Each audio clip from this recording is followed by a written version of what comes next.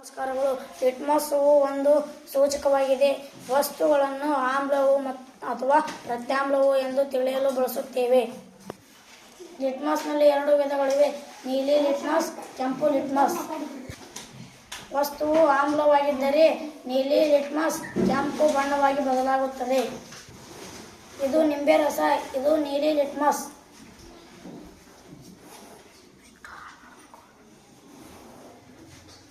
ನೀಲಿ ಲಿಟ್ಮಸ್ ಕೆಂಪು ಬಣ್ಣವಾಗಿ ಬದಲಾಗುತ್ತದೆ, ಆದ್ದರಿಂದ ನಿಂಬೆ ರಸವು ಆಮ್ಲವಾಗಿದೆ.